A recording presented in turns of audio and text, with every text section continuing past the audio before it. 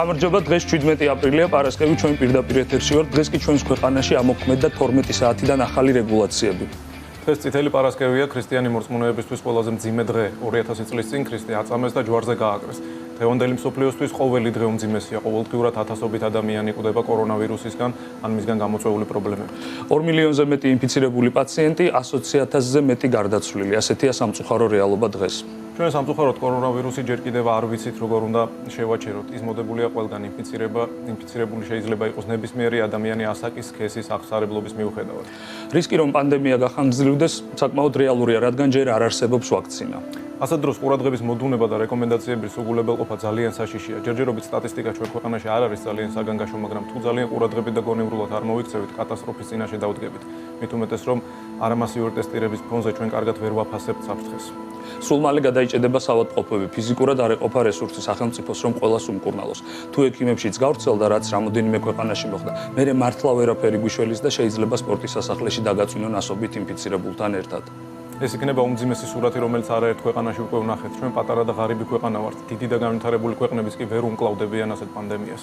სწორედ ამიტომ გამოცხადდა საგანგებო მდგომარეობა, სწორედ ამიტომ დაწესდა საყოველთაო კარანტინის რეჟიმი. არ შეიძლება სამ ადამიანზე მეტის ერთად ყოფნა, არსად არ შეიძლება. საკარანტინო მდგომარეობა ადამიანებმა აღიქვეს სააღდგომო არ დადაგებად. გაჩნდა ქუჩაში მანქანების ინტენსიური მოძრაობა. პარკებსა და მიმდებარედ მრავლად შეინიშნებოდა ბირჟები. არც ეკლესიამ გაითვალისწინა რეკომენდაციები სრულად. სააღდგომო ლიტურგია ისევ ისევ ჩატარდება მრევლთან ერთად. ამ თვითგადაწყვეტილების და გაურკვევლობის გამო დაწესდა დღევანდელი რეგულაციები, რომლის მიხედვითაც იზღუდება მსუბუქი ავტომობილებით გადაადგილება. სამაგიეროდ არ იზღუდება ვირუსის გავრცელება. ამის ნათელი მაგალითი გვაქვს სამხრეთ კორეაში, ისრაელში, ამერიკაში და მართლმადიდებლურ უკრაინაში. საქართველოშიც გვყავს ინფიცირებული სასულიერო პირები თავის ოჯახის წევრებთან ერთად. ახლა არ არის კინკლაობის და გაჯიუტების დრო. ყველამ თავისი წილი პასუხისგებლობა უნდა აიღოს. სახელმწიფომ უნდა უზრუნველყოს კანონის უზენაესობა და ეკლესიამ კი დაისვას მრევლი და სასულიერო პირების მოსალოდნელი საფრთხისგან. მოვა დრო, როცა ხელისუფლებას ამორჩეველი შეაფასებს ეკლესიას მისი მრევლი და ორივეს ერთად საზოგადოება და მთელი ქვეყნის მოსახლეობა. მთელ ქვეყანას ერთ აზრზე ყოფნა დღევანდელ დღეზე მეტად ასე არასდროს არ დაგვჭირვებია. ასობით ათასი ადამიანი მთელი ქვეყნის მასშტაბით სხვადასხვა ტაძრებში შეკრებილი და იქ გავრცელებული ვირუსი მრავალი წლით ჩამოანგრევს ქვეყანას და სულ წყალში ჩაგვეყრება ყველაფერი, რასაც აქამდე მივახციეთ. ყველაფერს, რასაც ჩვენი ექიმები, ინფექციონისტები ასე თავგანწირვით ებრძვიან 24 საათის განმავლობაში და რას ვეუბნებით ადამიანს, რომელსაც ოჯახის წევრის ავტომობილის წინა სავარძელზე დასმის გამო 3000 ლარი უნდა გადაიხადოს ჯარიმა, რაც კანონით დადგენილი ნორმაა და ამავდროულად ეკლესიაში 21 საათიდან დილის 6 საათამდე ასობით ადამიანი აპირებს შეკრებას ერთჯერ ქვეშ. ხელისუფლება ამას დასაშობად მიიჩნევს. 8 წელია ქირურგი ვარ და ძალიან ბევრი ადამიანისთვის გამიკეთებია ოპერაცია. სხვადასხვა პოლიტიკური შეხედულების, აღსარებლობის, სქესის თუ სექსუალური ორიენტაციის მიუხედავად, ვადასტურებ, რომ ადამიანებს აქვთ ზუსტად ერთნაირი ფილტვები, ნაღლის ბუშტი, კუჭი და სხვა მრავალი ორგანო. ოპერაციის მიმდინარეობისას არასდროს მიხელმძღვანელია მათი მსოფლმხედველობით. ჩემთვის მხოლოდ მისაღებია ის პროტოკოლები და გაიდლაინები, რასაც იყენებს დღეს წარმატებული მსოფლიო. ეხლა არის ზუსტად ის დრო, როდესაც მთელმა მსოფლიომ ერთი სტანდარტით უნდა იხელმძღვანელოს საერთო წლის წინააღმდეგ. სადაც ყოველგვარი კამათი რომ ეს მე უკეთ ვიცი, ან მე რას მასწავლით. ჩვენ ხომ ბეცეჟე გვაქვს ბავშვობაში გაკეთებული, სრული სისულელია და ეხლა ამის დრო არ არის. ასევე არ არის დრო რომ ერთმანეთს უწოდოთ ნაცი, კოცი, ტროლი ან თუნდაც ბოტი. ჩვენი საერთო მტერი დღეს COVID-19-ია და ჩვენ ექიმები თუ ვამბობთ რომ ეს ძალიან საშიშია. სწრაფად გავრცელებადია და ემუქრება ჩვენ სიცოცხლეს, ეს ასია და არ განიხილება საკამათო რეჟიმში. შესაბამისად რეკომენდაციების შესრულება გვეხება ყველას. ეს ეხება მართლმადიდებლებს, მუსულმანებს, სექტანტებს, ბირჟავიკებს და უკლებრივ ყველას, ვინც ბედავს და არღვევს დაწესებულ შეზღუდვებს. პატივი ეცით ერთმანეთის რწმენას, თეოლოგიურ ცოდნას თუ უცოდინრობას. დაიცავით დადგენილი შეზღუდვები. ხშირად დავიბანოთ ხელები და აუცილებლად დავრჩეთ სახლში. მინდა მოუწოდოთ ჩემს კოლეგა მეგობრებს, მათ შორის ჩვენი გადაცემის სტუმრებს, ყველამ ღიად და პროფესიონალურად დააფიქსირეთ თქვენი აზრი მასობრივი შეკრების შესახებ. ჩვენ არ ვებრძვით ეკლესიას, ჩვენ არ ვებრძვით არავის რწმენას, ჩვენ ვებრძვით კორონავირუსს. ძალიან მძიმე დასაწყისი გამოგვივიდა და მეთანხმები და თუ, მაგრამ ეხლა უკვე ენის მოჩლეკით ლაპარაკის დრო არ არის, საფრთხე ძალიან რეალურია, ჩვენ არ გვინდა რომ შეგაშინოთ, არ გვინდა რომ დაგზაფროთ, მით უმეტეს რომ რაიმე პანიკის მსგავსი გამოვიწვიოთ, მაგრამ რეალობა ასეთია და მას თვალი უნდა გავუსწოროთ და ძალიან დიდი იმედი მაქვს, რომ სულ მალე რამდენიმე თვეში ჩვენი გადაცემა იქნება ისეთივე ხალისიანი და პოზიტიურ თემებზე სასაუბრო, როგორც აქამდე იყო ხოლმე და მიჩვეულია ჩვენი მაყურებელი. იმედს ვიტოვებ. ჩვენ სტუმარი გველოდება, ჩვენ შეგვიძლია ხა ჩავერთოთ ის დისტანციურად, რა თქმა უნდა, ნიკა გამყრელიძე, ადამიანი, რომელმაც დაამარცხა კორონავირუსი. ნიკა, მოგესალმებით. მოგესალმებით, გამარჯობა. როგორ ხარ? არა, მიშავს უკვე კარგად. ფიზიკურად უკვე კარგად ვარ. ძალიან კარგი. ძალიან გვიხარია. ნიკა, ორი სიტყვით ძალიან აინტერესებს მაყურებელს, რა თქმა უნდა, რას ნიშნავს, რომ ადამიანი იყო კორონავირუსით ინფიცირებული. როგორ მიდიოდა აი ამ დაავადების დღეები, როგორ გადაიტანა? მე ვიცი, რომ შენ ძალიან მხნეთ იყავი და შენი მეილები არაერთი წავიკითხე და პირიქით აქეთ გვამხნევებდი მეგობრებს და კოლეგებს, მაგრამ ვიცი, რომ ეს ადვილი არ იყო. მისალმე მაყურებელს, რა თქმა უნდა, სასიამოვნო შეგრძნება არ იყო, იმიტომ რომ ყველა ადამიანს ჩვენი ასე ვთქვათ, გამოწვევა, ჩვენი შიშები გვაქვს, როცა რაღაცას ეჯახები, რაც არ იცი, უცნობია, თან იცი, რომ მისი განკურნება, მედიკამენტი იმისი არ არსებობს, რა თქმა უნდა, რაღაცა შიში გეუფლება, თუმცა, ისიც ვიცოდი, რომ ეხლა ჩემს ასაკში და ჩემი დღევანდელი ჯანმრთელობის მდგომარეობიდან გამომდინარე, ეს არც თუ ისე საშიში უნდა ყოფილიყო და ამიტომ განწყობა მაინც და მაინც ასე ვთქვათ, ნეგატიური არ მქონდა, თუმცა მარტივი არ იყო ყველაზე დიდი გამოწვევა აქ ჩემთვის ალბათ ის იყო რომ 26 დღე ერთ ძალიან პატარა ოთახში ვიჯექი ისე რომ არავის ნახვის უფლება არ მქონდა და არც გასვლის უფლება არც არავის არ მქონდა შემოსვლის უფლება გარდა სპეციალურ მყოფი სამედიცინო პერსონალისა. მაგრამ შვიდობით ასე ვთქვათ დაუძლია. რა თქმა უნდა 26 დღის გატარება ნიკა ადვილი არ იქნებოდა, მაგრამ პირველივე როდესაც შენ შესახებ გახდა პირადად ჩემთვის ცნობილი, მხოლოდ ძალიან დადებითი ემოცია და სიმპათია გამოიწვია პირადად ჩემში, იმიტომ რომ ადამიანებს ამ შემთხვევაში გაუშვათ მეორე შიში, სტიგმატიზაციის შიში, რომ აი მე რო ეხლა გაიგონ რომ მქონდა გადავიტანე და ჩემთვის იყო სამაგალითო გამბედაობა, როდესაც ნიკა გამყრელიძე დაწერა რომ მე მაქვს კორონავირუსი. და ის გახდა მაგალითი ბევრი სხვა ადამიანისთვის. მინდა რომ გახდეს კიდევ ბევრი ადამიანისთვის მაგალითი, რომ გადატანილი დაავადება არავითარ შემთხვევაში არ უნდა გახდეს სამარცხვინო სტიგმა და აი ეს ადამიანები არ იქნებიან საზოგადოებისგან არავითარ შემთხვევაში გარიყული, რა თქმა უნდა. და როგორც შენ ამბობდი დასაწყისში დისტანციას იცავდი და აბსოლუტურად ყველა იმ დროის რეკომენდაცია ჰქონდა დაცული და სამწუხაროდ მაინც აღმოჩნდი ინფიცირებული. ამის შესახებ რომ მოგვიყვეთ შეიძლება. ჩემი ასე ვთქვათ, ჩემი ჯგუფით ამ ყველაფერს ვიცავდი მე დო სანიტაიზერი ასე ვთქვათ, რაღაც დონეზე მოპირდაპირ ეთმეჯდა ადამიანი, მაგრამ აღმოჩნდა რომ ბოლომდე არ დავიცავდი.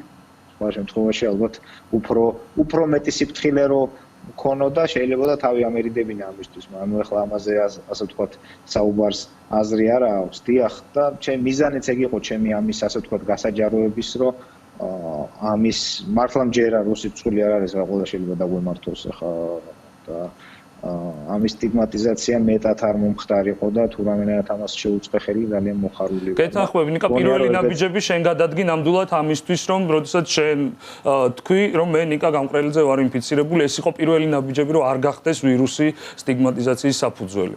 ნამდვილად იყო ეს. პლუს გარდა ამისა მგონია რომ ტრანსპარენტულობა ეგეთ კრიზისში ტრანსპარენტულობა ძალიან ძლიერი არ არის ლევან მაიც ჩვენ კომპანიაშიც ეგ შეთანხმება გვაქვს რომ თუ ჩვენი რომელიმე ჩვენი თანამშრომელი დაინფიცირდა რა თქმა უნდა სახელი და გვარის გარეშე ჩვენ ამას გავასაჯაროებთ რომ მოსახლეობა მიცოდეს იმიტომ რომ ჩვენი კომპანია ძალიან დიდი კომპანიაა ყოველდღიურად ჩვენ შეხება გვაქვს მოქალაქეებთან პაციენტებთან ჩვენი მოხარებლებთან და არა გვაქვს უფლება რომ ეს დავუმალოთ მე მგონი არ შეიძლება ეს კომპანია რა ხანახსენე ნიკა აქვე უთხრათ მაყურებელს რომ საქართველოში უმსხვილესი ჯანდაცვის ჯგუფის გენერალური დირექტორი ხარ და მე ვფიქრობ რომ შენი მაგალითი არის ძალიან ნათელი მაგალითი იმისა რომ ნებისმიერი ადამიანი მიუხედავად იმისა რომ შენ განათლებით ექიმი არა ხარ მაგრამ ჯანდაცვის სფეროში უზარმაზარი გამოცდილება გაქვს არაერთწლიანი და მიუხედავად იმისა რომ ყველა რეკომენდაციის დაცვას თითქოს ვცდილობთ ხო მაინც მოხდა შენი დაინფიცირება ამიტომ არავის არ უნდა გქონდეს იმის იმედი რომ არა ეს მე არ შემხვდება არა მე ამისგან დაცული ვარ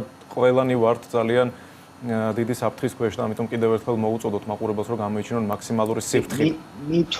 მით უმეტეს ეხლა როცა შევედით უკვე შიდა გავრცელების ფაზაში ეს ძალიან საშიში გახდა. ამიტომ თქვენ შესავალს უსმინე და არ შემიძლია ასე ვთქვათ ორი ხელით არ დავეთანხმო, იმიტომ რომ ეს არის საერთოდ არ მისმის ჩემთვის როგორც არა რაღაცა კონკრეტული თანამდებობის ჩემთვის როგორც მოქალაქისთვის არის მიუღებელი ეს ყველაფერი ხა დღეს ბოლო დღეებში რაც ხდება ზოგადად და არ შეიძლება აქ რომ ვიღაცას რაღაცა უპირატესობა ჰქონდეს. ყველა ადამიანი, ყველა საქართველოს მოქალაქე თანასწორი ვართ კანონის წინაშე და კანონი დღეს გვეუბნება ერთს, რომ ვიყოთ სახლში.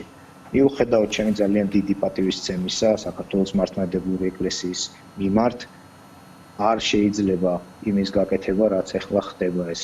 არ შემიძლია რო ვთქვა და ძალიან გთხოვთ ყველას, რომ მოვერიდოთ ამ დღეებში ფართო შეკრებებს იქნება ეს, არ ვიცი, სასაფლაოებზე თუ იქნება ეს საავტომობილო ლიტურგიაზე, რომელიც ყველას ჩვენ ძალიან გვიყვარს, მაგრამ სამწუხაროდ დღეს არ არის ისეთი მდგომარეობა, რომ ამის უფლება მივცეთ ჩვენ თავს, არავის არ მოუწია ჩვენთვის უფლება, განსაკუთრებით ღმერთს, რომ სხვა ადამიანი დავაზიანოთ და არავის არ აქვს ამის უფლება და ეს ყველა უნდა გაითვალისწინოს და ამიტომ ძალიან მნიშვნელოვანია რომ ეს ყველაფერი შევასრულოთ, იმიტომ რომ სრული პასუხისმგებლობით შემიძლია გითხრათ ასევე როგორც ყველაზე მსხვილი ჯანდაცვის კომპანიის ხელმძღვანელმა, თუ ის მოხდა ყველაზე ცუდი სცენარი, რაც დღეს დევს და ეს იქნა რამოდენიმე 1000, 5000 და 6000 შემთხვევა, ჩვენი სისტემა ამას უბრალოდ ვერ გაუძლებს. და გვექნება საფრთხე სისტემის ჩამოშლის და ეს ყველა ძალიან კარგად უნდა ესმოდეს, რომ შემდგომში უკვე სამწუხაროდ შეიძლება აღარ გამოგვივიდეს ისეთი ადამიანების გადარჩენა, ვისაც გადავარჩენდით სისტემის, ასე ვთქვათ, გადახურების, არ გადახურების შემთხვევაში და რეალურად ამ რისკს ვიღებთ და ამ პასუხისმგებლობას ვიღებთ ყველა ის ადამიანი იქნება ეს სასულიერო პირი თუ ჩვეულებრივი მოქალაქე, ვინც ამრჩევით სახლში, ან საპირისპიროდ მოუწოდებთ, რომ არ დავრჩეთ სახლში.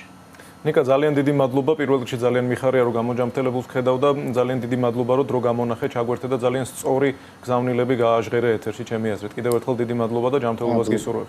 დიდი მადლობა ნიკას, ეს იყო გამოჯამრთელებული ნიკა გამყრელიძე და ვფიქრობ ყველაზე სანდოა რეკომენდაციის მოსმენა იმ ადამიანისგან, ვინც 26 დღე გაატარა სამკურნალო დაწესებულებაში. შემდეგ წესების დაცვით გაატარა კიდევ 14 დღე, ასე ვთქვათ, თვით იზოლაციის პირობებში და ეხლაც როგორც ხედავთ, აგრძელებს ის დისტანციურად, როგორც სამსახურის მართვას და მუშაობს, ასევე ჩვენი სტუმარიც იყო დისტანციურად და ამაზე მეტი ნათელი გამოხატულება ან სიტუაციის ახსნა რა უნდა იყოს ადამიანმა, თვითონაც სწორად თქვა ის, რომ მე ვთვლიდი, რომ ვიცავდი რეკომენდაციებს, იმ დროის მოცემულობაზეა საუბარი, მაგრამ მიიღო მაინც დაინფიცირება. და ძალიან ნათელი მაგალითია იმისა, რომ მიუხედავად იმისა, რომ შეიძლება ხელმძღვანელობდა ყველაზე დიდ სამედიცინო ჯგუფს, ამავდროულად იყო ამირან გამყრელიძის შვილი, კორონავირუსი მაინც შეიძლება დაგემართოს თუ არ დაიცავ წესებს. ლევან ისევ ყავს სტუმარი დისტანციურად, რა თქმა უნდა, ჩვენი სტუმარი აკაკი ზოიძე. მოგესალმებით. მოგესალმებით ბატონო აკაკი, დიდი მადლობა, რომ გამონახეთ დრო და ჩაერთეთ ჩვენთან გადაცემაში. ჩვენი საუბრის თემა არის დღევანდელი მდგომარეობა, დღეს ამოქმედებული რეგულაციები და თქვენ როგორც ჩვენს კოლეგას და როგორც ასევე კანონმდებელს მინდა გკითხოთ, როგორ აფასებთ დღეს სახელმწიფოსა და საპატრიარქოს ურთიერთობას, სახელმწიფოს და ასე ვთქვათ დაჯარიმებული ადამიანების ურთიერთობას, ან იმ ადამიანების ურთიერთობას, რომელსაც უბრალოდ არდედეგები მოიწყვეს და ასე ვთქვათ გამოიყენეს სააღდგომო არდედეგებად გამოცხადებული საკარანტინო მდგომარეობა. მოგესალმებით, მისმენთ დამაყურებელს, მაინც ალბათ დავაგვიწყოთ ყოფილი კანონმდებელი, რადგან უკვე მეოთხე თვე პარლამენტში აღარ გახლავართ. მაგრამ რა თქმა უნდა, კი, მაგრამ თქვენ მზადდებოდით პარლამენტში საკმაოდ საპასუხისმგებლო კომიტეტსაც ხელმძღვანელობდით და ამიტომ ამ ჯანდაცვის კომიტეტზე მოხს რა თქმა უნდა საუბარი და ამ რეგულაციებში თქვენ უკეთესად გაარკვევთ ჩვენს მოსახლეობას. მე ხა სიმართლე გითხრათ, ჩემთვის პოზიცია აბსოლუტურად გაუგებარია და ჩემი მოლოდინი იყო, რომ როგორც უკვე საჯაროდ გამოცხადე, რომ საპატრიარქო ამ შექმნილი მართლაც აბსოლუტურად არაორდინარული სიტუაციის გლობალურ გამოწვევის პირობებში მიიღებდა ასევე არაორდინარულ გადაწყვეტილებას და მოუწოდებდა ძალიან პირდაპირ ყოველგვარი, ასე ვთქვათ, დამატებითი პირობების გარეშე მრევლს, რომ თქვენ დარჩით სახლში, ჩვენ ილოცებთ თქვენთვის ეკლესია არ დაიკეტება. ამითი ილოცებენ მოძღვრები და აღდგომა, თქვა შეიძლება წასულიყო ასეთ ფორმატით და რაღაც რის ჯგუფები, რის ჯგუფი მე დავეთანხმებ პატარნად შეფასებას ამ შემთხვევაში უკვე როცა ჩიდა გადაცემის ასე ვთქვათ ხარისხი შედარებით მაღალია, ფიქსირდება ყველა გეოგრაფიულ ლოკაციაში, მეტიც არის კვლევები, რომლებიც უკვე სულ უფრო მეტი მეცნიერული მტკიცებულება იმის თამობაზე, რომ 20-დან 50% შემთხვევაში შეიძლება ან უსიმპტომოთ, ან ძალიან მცირე სიმპტომებით შესაძლო ხდებოდა ესე ვთქვათ ინფექციის გაადების წყარო ადამიანები, ასეთი ადამიანები ხდებოდნენ ინფექციის გადაცემის წყარო იმ ანალიზებით, რომელიც რამდენიმე ქვეყანაში ჩატარდა, არა მხოლოდ ჩინეთში, არამედ ევროპის ქვეყნებშიც, რომ აი ესეთი ადამიანი, რომელმაც ვერ გზნობს, რომ ის დაავადებულია, შესაბამისად არ ერიდება კონტაქტს, ან ნაკლებად ერიდება კონტაქტს სხვა ადამიანებთან და ასე ვთქვათ უნებლიებს წყალებში ჩავსვათ გადაცემის, ინფექციის გადაცემის წყარო ხდება და შესაბამისად ნებისმიერ ადამიანთან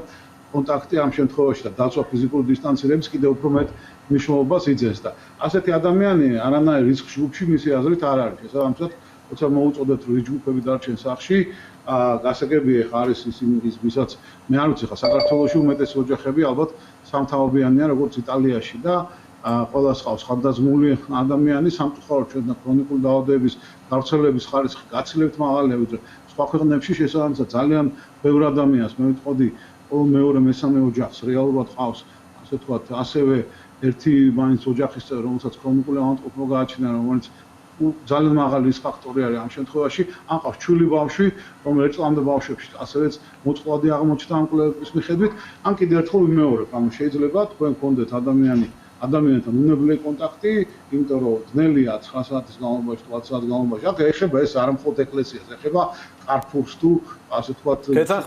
გეთანხმებით, აქ ორი აზრით არ შეიძლება არსებობდეს, იმიტომ რომ ყველანი ხედავთ ადამიანთან კონტაქტი არის, რომ ადამიანს რო უყურებთ, არ მით უმეტეს პირბადეს თუ არ ატარებენ ასეთ თავშეყრის ადგილას, ყველა ადამიანი ვინც არ ატარებს პირბადეს შეიძლება იყოს შესაბამისად უკვე, იმიტომ რომ მანამდე თქვა ეს საფრთხე არ იყო, ქუჩაში ტარებაზე არ არის საუბარი, მაგრამ ისეთ ადგილას სადაც მიდიხარ, მაგალითად მაღაზიაში, აფთიაქში, სადაც შესაძლოა იყოს შედარებით მეტი რაოდენობა ადამიანები, რა თქმა უნდა ეს პრობლემა. ამიტომაც ნებისმიერ შემთხვევაში, არ ვიცი, ჩემი აზრით იქნებოდა ძალიან ეს ერთი მხარე, რაც იქნებოდა გაკეთებული თქვა საპატრიარქოს მხრიდან, მეორე იგივე მაღაზიებთან დაკავშირებით გაცელებთ რომ მეტი წესრიგი უნდა იყოს და ეს უნდა გააკონტროლოს ჩემი აზრით. ასევე პოლიციამ სულ რამდენიმე დიდი ქსელური მაღაზია, სადაც ამის კონტროლი შესაძლებელია, მით უმეტეს ამ წინა ასე ვთქვათ საადრესასწავლო პერიოდში, რომელიც მართლა ჩვენთვის ძალიან დიდი დღესასწაულია, ხო, ადგომის დღესასწაული და ბატონო აკაკი ერთ კითხვას დაგისვამ თუ შეიძლება. ჩვენ ვნახეთ რომ პრინციპში მთავარი საფრთხე ამ ეტაპზე მომდინარეობს იქიდან რომ აღდგომის ღამეს ველოდებით რომ შეიძლება ძალიან ბევრი ადამიანი ერთად შეიკრიბოს და გავრცელდეს ვირუსი. ეს ყველა საღადმოაზროვნე ადამიანი ხვდება რომ ეპიდემიოლოგიური თვალსაზრისით ეს ძალიან საშიში იქნება. ერთი მხრივ საპატრიარქომ და ეკლესიამ დააფიქსირა თავისი პოზიცია, თქვეს რომ ჩატარდება ლიტურგია და თქვეს რომ გარკვეული წესების დაცვით, მაგრამ მაინც მოსალოდნელია რომ ბევრი ადამიანი შეიკრიბება. მეორე მხრივ სახელმწიფომ მე ვფიქრობ ამის სანაცვლოდ გადადგა ნაბიჯი და დღეს კიდევ უფრო გაამკაცრა ზომები, მანქანით ავტომობილებით გადაადგილება შეიზღუდა. რამდენად თანმიმდევრულია სახელმწიფო ამ ნაბიჯებში?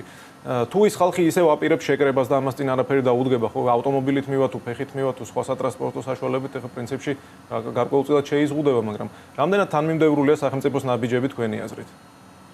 იცით ლოგიკა საერთოდ აქ ნამდვილად ეგ არის, რომ ალბათ მანქანით თუ ვერ გადაადგილდებიან, შეიძლება ნაკლები ადამიანები შეიკრიბებიან. თუმცა მე არ ვთვლი, რომ ეს მიზნობრივი შეზღუდვა არ და ჩვენ მაქსიმალურად ნებისმიერ განკაცრებაზე როცა ვსაუბრობ, ძალიან კარგად უნდა გვესმოდეს და გვესმის ყველას, მე მგონი თარობის შეთვლით, რომ ეს ორლესული მახვილია, ხომ? ერთი პირი ამ მახვილის წვეთს ვირუსის გადაცემის ჯამს, მაგრამ მეორე ალესილი პირი წვეთს ეკონომიკურ ბმებს და არღვევს სოციალურ საზოგადოებას. ხო, შესაბამისად, ზიანი, რომელიც მოაქვს ასეთ გადაწყვეტილებებს და მათ შორის იგივე მსუბუქი ავტომანქანების შეზღუდვის გადაადგილება, რაც იდეაში მობილობა ამან ძალიან უნდა შეამციროს, ზოგადად, ხო? და თქვა საუბარი რაღაც დროებითი ზომა 3-4 დღე. მე მაინც მიმაჩნია, რომ ეს რა თქმა უნდა არ არის სასურველი. ეს არ არის სწორი გასაგებია ლოგიკა, მაგრამ სწორედ იმიტომ გამოდის, რომ პრინციპში ижებიან ისევ ის მილიონობით ადამიანი, ვინც ისედაც გამომორჩილია და იცავს ამ რეკომენდაციებს და შეგნებული ადამიანია და კარგად ესმის თუ რას ნიშნავს და რა ფასი აქვს ამ რეკომენდაციებს დათვა, ხო? ციკლურა სიტყვის შორის ძვარიეზე არის საუბარია რა და გააკეთებს მნიშვნელობით. ბატონო, ხომ არ გეჩვენებათ, რომ სახელმწიფომ ამით ეკლესიას ერთგვარად გვერდით შემოუარა და რაღაცა შემხედრი აკრძალვა, რეგულაცია დაახვედრა იმის ნაცვლად, რომ ვერ გაუბედა პირდაპირ იმის აღსრულება, რასაც მოითხოვს დღეს ჩვენი საკარანტინო რეჟიმის პირობები, რაც ყველასთვის უნდა იყოს ერთი, ყველა მოქალაქისთვის აღსარებლობის მიუხედავად. როგორც ჩანს, ალბათ ეს არის ლოგიკა და ისიც მეორეც ფაქტიც არის, ხო, ხა ყველანაირი კვლევა აჩვენებს, რომ ეკლესიის ავტორიტეტი განზომად მაღალია, განსხვავებით მთავრობის ავტორიტეტისა საზოგადოებაში, შესაბამისად, ერთი თქვათ ინსტიტუციის დაპირისპირება მეორესთან ამ პირობებში ამ ხრივ მე ვამაცებ მას რომ ალბათ გამომართლებელი იქნებოდა, იმიტომ რომ ამ შემთხვევაში იმ ასე თქვათ საუბარს ვაი ჩვენ გვიტევენ, გვებზვიან რეალურად ხო რაღაცა ესეთი დამოკიდებულება ნაწილი მსრველს ეგეთ შეგრძნება აქვს რომ მართლაც მათზე შეტევა მიდის და ისინი თქვათ არიან გამორჩეული იმით რომ აი რატო არ საუბრობთ იმ ადამიანებზე ვინც იკრიბებიან თქვათ მაღაზიებში და იქ მიდის და სურათები აქტიურად ვრცელდება თქვათ ხო ზოგიერთ დიდი ქსელის სუპერმარკეტში ადამიანების შეკრების სურათები სადაც არავითარი დისტანციაც არ არის დაცული და ალბათ გადაცემის საშუალებაც მაღალია რომ ახლა ფიზიკურ მოთხოვნილ დაკმაყოფილება უნდა ადამიანს თქვათ როცა მიდის აფთიაქში ან სასუსტო მაღაზიაში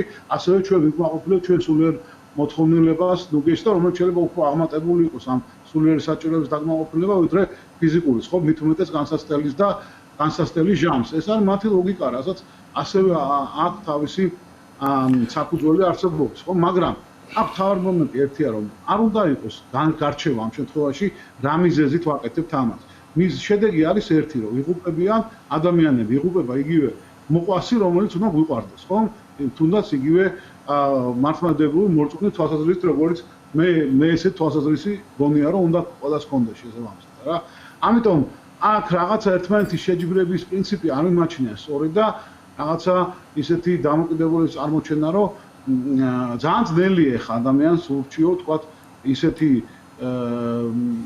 რაღაც გაკეთება რომელიც მისთვის თუ არ დაარწმუნა ეს ადამიანი რომ ეს მისთვის იქნება აუცილებელი მის სულისთვის იქნება თუ მისი ფიზიკური არსებობისთვის ხო ნებისმიერ შემთხვევაში ვიძახი როდესაც ამ აღზრდობებზეა საუბარი თუ ადამიანს არ აუხსენ რატო აკეთებ ამას ცოტა რთული იქნება ეს არის მთავარი მომენტია რა ადამიანმა შინაგანად უნდა გაითავისოს რომ ეს აუცილებელია წინააღმდეგ შემთხვევაში პოლიციელს და ჯარისკაცს ყველა ეზოში ვერ დააყენებთ გამორიცხულია ყველა ეკლესიის ეზოშიც გაჭირდება დაყენება. რა თქმა უნდა, ყველა ეზოში ვერ დავაყენებთ, ბევრი არასწორი შედარება მოვისმინეთ, მაგალითისთვის გუშინ გააჟღერდა პირადად უსმენდი, როცა ითქვა ეს რაღაც, რომ იცით რა, ექიმებიც ხო არიან ინფიცირებული და მაშინ ვინ იღებს ამაზე პასუხისმგებლობას, ეკლესიაში ინფიცირებულთან დაკავშირებით იყო შეკითხვა და ექიმები არიან ინფიცირებული ზუსტად იმიტომ, რომ დღეს ინფიცირებულთა რაოდენობა იზრდება, ჩვენ გვიწევს მათთან შეხება, მათი მკურნალობა და ექიმი იღებს ყველაზე დიდი დოზით ვირუსს. და აი ამიტომ ხდება ინფიცირება, განსხვავებით ეკლესიის, განსხვავებით მაღაზიების ესეთი რაღაცების შედარება ერთმანეთთან აბსოლუტურად არაზუსტია, ლოგიკა ნამდვილად არ არის. ხო, ანუ პასუხისმგებელი უნდა იყოს, ვთქვათ, კლინიკის ხელმძღვანელი თუ ჯანდაცვის მინისტრი. ჯანდაცვის მინისტრი რაზეც უნდა იყოს პასუხისმგებელი, მოდით იმაზე იყოს პასუხისმგებელი. ექიმი რაზეც უნდა იყოს პასუხისმგებელი, რა თქმა უნდა არის დღეს ამაზე სამედიცინო სისტემა პასუხისმგებელი. აქ საუბარი არის იმაზე, რომ ხვალ რომ მოხდეს უფრო მეტი და მეტი ამას ვეღარ გაუძლებს. ჩვენ ნათელი მაგალითი ვნახეთ, როგორ ვერ გაუძლო ისრაელმა და როგორ ისრაელში დღეს ექიმები პირდაპირ საუბრობენ დეფიციტებზე მათ შორის მეორადად და მესამედად გამოყენებაზე აღჭურვილობების და ესეთი ერჯერადი მასალების და ნივთების აქამდე რაც ჰქონდა და რა ისი იმედი უნდა გქონდეს საქართველოში რას გაუძლებს ეს სისტემა ჩვენ ასევე ვნახეთ მანქანები რეგიონებში როგორ მიემართებოდნენ აკრძალვების წინ ეს აკრძალვებიც ცოტა ისე შემაშინებლად რაღაცა დროით ადრე გაჟღერდება ადამიანები დაიზაფრებიან დაირაზმებიან მარკეტებში მოხდა სოფლებში დღესდილით იყო ყველგან პრაქტიკულად რიგები და ვფიქრობ რომ აკრძალვა რომელიც წესდება და რამოდენიმე საათში უნდა ამოქმედდეს ადამიანებს აიძულებს კიდევ უფრო მეტად შეიკრიბონ აქ არ არის მარტო ეკლესიაზე ვფიქრობ რომ სახელმწიფოს ცოტა მეტი თანმიმდევრობა მეტი პასუხისმგებლობა მოეთხოვება და ერთ დღეში სამჯერ ოთხჯერ არ უნდა ცვლიდეს პოზიციას რეგულაციასთან დაკავშირებით ხო ну იგივე თუნდაც ხა რაც იყო ერთი კოუზის პრინციპი, როდესაც ქალბატონმა მინისტრმა განაცხადა, რომ ჯერ ამაზე არ არის ჩატარებული მეცნიერული კვლევა. სამაგიეროდ ისიც თქვა, რომ არც 2 მეტრიანი კოუზი არ გვაქვს, რომ დისტანცია დავიცვათ, ხო? და 2 მეტრიანი კოუზით ვაზიაროთ ადამიანი. ამიტომ სახელმწიფოს მეტი მოეთხოვება ამ შემთხვევაში, ხო? ხო, გასაგებია ხა, მე მოდით კიდევ ერთხელ პასუხისმგებლობის, პასუხისმგებლობა ყველას ხა, ყველა მოქალაქეს და ნუ დავიწყებ გადაცემას პასუხისმგებლობის ხებზე, რომ მე ახან სწორედ არასწორად მოვიქეცი, ეს ვიღაცის ბრალია ხა. ეს არის პატერნალისტური არა, ეს ჩვენი მიზანი ეს არ არის და პირიქით ასე დრო ძალიან კარგად გვესმის, რომ შეცდომები მოხდება და ჩვენც უშვებს უამრავ შეცდომას სამწუხაროდ. კი, არა, მე უბრალოდ დავასრულებ აზრს. მე ჩემ ამ მნიშვნელოვან თემას გახლავთ, რომ სწორედ ამიტომ თქვი იგივე ზამნული უნდა გაჟღერებულიყო ეკლესიის მხრიდან, როგორც გაჟღერდა ჩვენი კოლეგა ექიმების და მედპერსონალის ზოგადად მხრიდან, რომ თქვენ დარჩით სახლში და ჩვენ ვიმუშავებთ. ჩვენ მაღალი რისკის ფასად. ვიცით წინასწარ, რომ ჩვენგან უფრო მეტი მსხვერპლი იქნება ადამიანურის და ნებისმიერი სხვა სახის მსხვერპლიც, მაგრამ ჩვენ ეს რისკი შეგნებულად გვაქვს აღებული ჩვენ თავზე, რომ თქვენ გადარჩეთ და ჩვენ ამას გავაკეთებთ. რომ ჩვენ ვიმუშავებთ თქვენთვის, მანამ სანამ ამის საშუალება შესაძლებლობა და ადამიანური შესაძლებლობის ზღვამდე და იმის იქით ამას გავაკეთებთ. მაგრამ მე გამეხარდებოდა იგივე და ალბათ სწორი იქნებოდა იგივე გზავნილო გაჟღერებულიყო ეკლესიის მხრიდან, რომ თქვენ დარჩით სახლში და ჩვენ ვილოცებთ თქვენთვის, ჩვენ ვიქნებით ნუგეში მათთვის, ვისაც ეს ჭირდება და სახლში მივალთ, ვისაც ჭირდება წესის აღება იქნება, ზიარება ჭირდება, რაღაც გადაუდებელი გარემოებიც იქაც არსებობს მოწონე მართლმადიდებლისთვის და ამას გავაკეთებთ ჩვენ და ჩვენ ავიღებთ ჩვენ თავზე ამ რისკს. აი ეს იქნებოდა თავგანწირვის მაგალითი ხა მე არ მინდა ახლა ცოტა უტრირებულად გამოვიდეს და წუვის სწავლება საერთოდ არავის არ მიყვარდა და რაღაც ეს შევის მიჩვენა. მე უბრალოდ მე როგორც ერთ ვიგით მოქალაქეს და ქრისტიანს გამიხარდებოდა რომ ეს გზავნილი წამოსულიყო ეკლესიის მხრიდან. აი ეს არის და ეს. რაც შეეხება დანარჩენ თავის ქმედებებთან მართებაში, მოდი არის რაღაც ქმედებები, რომელსაც ვამართლებ, არის ქმედებები, რომელსაც მაგალითად აზრი დიდად ვერ ხვდები რა არის, მაგალითად იგივე მძღოლების მძღოლთან ორი გზავრის უკანა სავარძელზე დაждდომა, ამას მე ალბათ უფრო ლოგიკური იქნებოდა ჩვენი თვალსაჩინოდან, რომ ვალდებულება ყოფილიყო, რომ ერთზე მეტი გზავრი თუ არის, პირბადე უნდა ეკეთოს ყველას და ესეც ვიზუალურად გასაკონტროლებელია და არის მთელი რიგი შეზღუდვები, რომელიც მოხსნას ესვე შეიძლება ჩემი აზრით და უნდა დავიწყოთ იმისათვის, რომ აი ეს ორლესული მახვილის მეორე პირი დარღვეულ ეკონომიკა და სოციალური ქსოვილი კიდევ უფრო მეტად არ დავაზიანოთ. ოღონდ იმის შეფასებით, რომ აი რა ეკონომიკური ფასი აქვს ამას, ამის არ გაკეთებას და რა ეპიდემიოლოგიური ზარალი შეიძლება მივიღოთ ამ ზომების ესე ვთქვათ შერბილებით და 10 მაისიდან ნებისმიერ შემთხვევაში დავიწყოთ. ეს იმას არ ნიშნავს, რომ მაგალითად 70 წელზე ან 75 წელზე მეტი მოქალაქეების იზოლაციის რეკომენდაცია დარჩეს კიდე რამდენიმე თვე. ეს იმას არ ნიშნავს, რომ სწავლა უნდა დავიწყოთ 1 სექტემბერზე ადრე. მაგრამ ეს ნიშნავს, რომ ბიზნესები, პირე, საშუალო, დიდი, რომელსაც აქვს საშუალება, რომ დაიცვას უსაფრთხოების წესები, დისტანცირება, რომ სასწრაფოდ ამუშავდეს. იგივე ეხება მგზავრობას საკალათაში შორისო თუ სხვა, თუ დავიცავ დისტანციის წესებს, სხვა ჯვარედიდან დაჟდომის და შესაბამისი პასუხისმგებლობით მოხდება ამის გაკონტროლება, რომ და ძალიან დიდი თქვათ შესაძლოა. ბატონო აკაკი, ბოდიშგირთით იძულებული ვარ შეგაწყვეტინოთ, იმიტომ რომ საეთერო დროში შეზღუდულები ვარ. ძალიან დიდი მადლობა, რომ დრო გამონახეთ. ჩემი აზრით ძალიან საინტერესო აზრი გააჟღერეთ და კიდევ ერთხელ დიდი მადლობა, რომ დრო დაგვითმეთ. მადლობა, ჯანმრთელობას გისურვებთ. მადლობა კიდევ ერთხელ, რომ იყავით ჩვენი სტუმარი და ვფიქრობ, რომ ამ ყველაფერთან ერთად, რაც არის თითოეული ჩვენგანის პასუხისმგებლობა, რა თქმა უნდა, ამის აღსრულებაზე და შესრულებაში სახელმწიფომ უნდა შეუწყოს ხელი თითოეულ მოქალაქეს და უნდა აიღოს პლუს უდიდესი პასუხისმგებლობა. ოპერატიულად დირიაგირო შექმნილ სიტუაციაზე. რეაგირება შექმნილ სიტუაციაზე. სამწუხარო არა იდეალურად და ჩემი აზრით აზარალებს ბევრ ადამიანს, მაგრამ სხვა გამოსავალი მე მგონი ამ სიტუაციაში ამათ არ დარჩათ. იმედია რომ 4 დღეზე მეტი არ გაგრძელდება ნამდვილად, იმიტომ რომ დიდი მეც ვიტოვებ, ძალიან დიდი მადლობა, ჯანმრთელობას გისურვებთ. დიდი მადლობა. ჩვენ გავაგრძელოთ ფეისბუკის მიმოხილვით, ასე ვთქვათ, ჩვენმა მაყურებელმა გამოგვიგზავნა ვიდეო შეკითხვა და შეგვიძლია მოვისმინოთ. ხა და გავცეთ მერე პასუხი.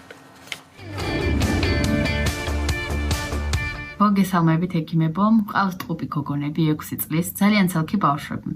ჩვენთვის ძალიან რთულია კარანტინში ყოფნა. თავიდან ბავშვებს ძალიან უხაროდათ, ბევრ თამაშს თამაშობდნენ, ბევრი ახალიც გამოიგონეს, მაგრამ მოიწყინეს უკვე. სულ თხოვენ გარეთ გასვლას, გასეირნებას, მეგობრების ნახვას, ბაღში წასვლას. კი უხსნი რა სიტუაციაც არის მსოფლიო მასშტაბით, მაგრამ მათთვის ძალიან რთულია ამის გაგება. ძალიან გთხოვთ რაიმე რჩევა მოგცეთ მშობლებს, რომ ბავშვები სახლში არ დაითრგუნონ და არ მოიწყინონ. დიდი მადლობა. შეკითხვა ძალიან საინტერესოა, მაგრამ პირადად მე ამ შეკითხვაზე პასუხი ნამდვილად არ მაქვს, მეც თვითონ არ ვიცი ჩემს შვილებს რა უყოლ და რითი გავართო, ამიტომ ფსიქოლოგს ვთხოვეთ დახმარება, ის დისტანციურად ჩაერთვება ჩვენთან. ფსიქოლოგი მზიკო დალაქიშვილია ჩვენთან დისტანციურ სტუმრობაში. თქვენ მოისმინეთ მოისმინეთ თქვენ ჩვენი მაყურებლის შეკითხვა და თუ შეიძლება მოგვეცით რეკომენდაციები რა მოუხერხოთ ცელქ ბავშვებს. მოგესალმებით პირველ რიგში. მიხარია რომ მე ვარ თქვენი სტუმარი. რაც შეეხება რეკომენდაციას აღნიშნულ შემთხვევაზე. იცით რა, 6 წლის ასაკის გოგოები, ეს ისეთი ასაკია, როდესაც ძალიან ბევრი სახლის საქმით შეიძლება დაინტერესდნენ ეს ბავშვები. არა მარტო გოგოები, ალბათ ბიჭები შეიძლება სახლის საქმით დაკავდეთ. რა, გასაგებია, რომ შეიძლება ყველაფერი მობეზრდათ, ყველაფერი ცადეს, მაგრამ ისიც არ დაგვაუწყდეს, რომ ბავშვის ბუნებაა ასეთი, რაღაც ეტაპზე, გარეთაც რომ გადიოდნენ და ყველაფერი რომ ისე იყოს, როგორც ადრე იყო, იცი ამ ბავშვებმა მოწყენა, მობეზრება, ჩვენ განწყობასაც ძალიან დიდი მნიშვნელობა აქვს. ჩვენ თუ გვემახსოვრება, რომ ჩვენ რა განწყობაზეც ვართ, რა შემართებით ვართ, რა ენთუზიაზმიც გვაქვს მათთან ურთიერთობის პროცესში, ეს ძალიან გადამდები იქნება ბავშვებისთვისაც. დედას ვურჩევდი, რომ თან ახლა აღდგომის დღესასწაულია, სავარაუდოდ ბევრი რამე კეთდება სახლში, ყველაფერში მიაღებინოს გოგონებს მონაწილეობა.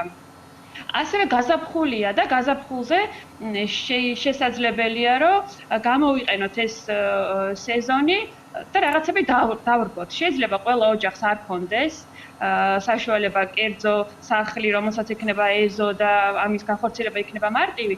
თუმცა სახლის პირობებში შეიძლება ამის გაკეთება.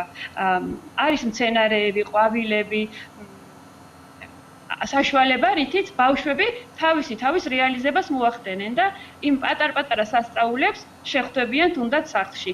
მესმის რომ ძიმეა, მესმის რომ რთულია ამ ყველაფრის სახლში გახორციელება, რაც აქამდე იყო გარეთ, თუმცა დამერწმუნეთ, რომ მშობლების განწყობას ძალიან დიდი მნიშვნელობა ექნება ბავშვების პროდუქტიულობაზე. მოდით პირდაპირ რეკომენდაციები ჩამოვთვალოთ, საკმაოდ ისეთი ასაკი იყო დასახელებული. ყველაზე რთული შესაკავებლები არიან 1-დან 10 წლამდე ბავშვები, ჩემი აზრით და შეიძლება სქესის მიუხედავად რომ მივცეთ კონკრეტული რეკომენდაციები, როგორ შევაკავოთ ეს ბავშვები სახლში, რომელსაც ვერ ავუხსნით ვერავითარ შემთხვევაში, ვერ გავაგებინებთ ვერავითარ შემთხვევაში, რომ პანდემიაა და არ შეიძლება. იცით რა, პრინციპში სქესს არ აქვს არანაირი მნიშვნელობა, ბიჭები ძალიან დაინტერესებული არიან კულინარიით, მშვენიერი გამოსავალი იქნებოდა ბიჭებისთვისაც, მაქსიმალურად სახლის საქმეში ყველაფერში ჩართეთ ბავშვები. ნუ იქნებით მხოლოდ მშობლები ამ პერიოდში და იმის უფლებაც მიეცით ბავშვს, რაც დაუშვათ ადრე მათთვის არ შეიძლებოდა.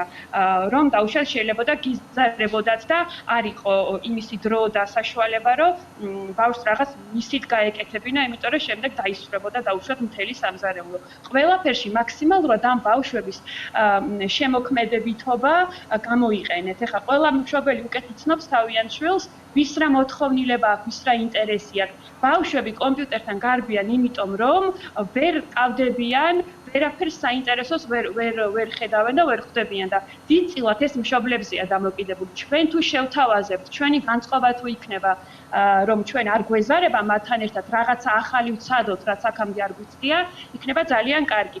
ასევე რაც შეეხება გეთანხმებით, ძალიან ენერგიულები არიან განსაკუთრებით ბიჭები და არ იციან ამ ენერგიას რა უყონ. მშობლებს შეუძლიათ მათთან ერთად იცეკვონ. ჩართეთ მუსიკა, იცეკვეთ, იმხიარულეთ. მიუხედავად იმისა, რომ ძალიან მძიმე ფონია ქვეყანაში. შეიძლება სახში კონდეთ კიდევაც ისედაც აიმე რა ქვია ქართულად, ეხლა ვერ ვიხსენებ. აი ბოქსიორები რო ხელს ურტყამენ, გრუშათი ვიცი მე. ანუ ტომარა ეგრეთ წოდებული, რომელზეც შეიძლება რაღაც სპორტული აქტივობები. დიახ, სადაც დაიხარჯება ბავშვი. თქვენ უფლებები ახსენეთ და მე მგონი პანდემიამ ერთი განსაკუთრებული უფლება მისცა ჩვენ შვილებს, მათ გაეხსნათ ყოველგვარი წვდომა ბევრ გაჯეტებთან, როგორიც არის კომპიუტერი, აიპადი, ტელეფონი და ასე შემდეგ. რასაც წლების განმავლობაში უკრძალავდით, ჩვენ თვითონ არაერთი გადაცემა მიგვიძღვნია ამისთვის, ამ საფრთხეებზე ძალიან მკაფიოდ საუბრობდით, დღეს იძულებული ვართ ჩვენ თვითონ მივაწოდოთ ეს საშუალებები, თუნდაც სამეცადინოთ და არა მხოლოდ გასართობად და დროის გასაყვანად. გადაივლის პანდემია, დამთავრდება ამის ნამდვილად ჯერა, მაგრამ როგორ გადავაჩვიოთ შემდეგ ჩვენი შვილები იმას, რასაც ახლა ჩვენ თვითონ თავაზობთ და ვაძალებთ, გაჯეტები. ეს არის ძალიან დიდი თემა, აი სწავლას რაც შეეხება და ონლაინ სწავლებას, ამას ძალიან დიდი დრო არ ეყოფა, რომ ამაზე ვილაპარაკოთ, ეს არის სერიოზული პრობლემა და უნდა მოგვარდეს, რაშიც მეც ვიღებ მონაწილეობას, რომ რაღაცა უნდა შეიცვალოს და სხვა სახე უნდა მიეცეს ცოტა მეცადინეობას და არა ონლაინ. ამ თემას ამ წუთას არ გავყვები, მაგრამ რაც შეეხება იმას, რომ უწევთ და გვიწევს, რომ ჩვენ უფრო მეტის უფლება მივცეთ ბავშვებს ვიდრე აქამდე, ეკრანთან გაატარონ მეტი დრო, გულისხმობ თამაშებს თუ გასართობ მხარეს უფრო გაჯეტებთან ურთიერთობისა.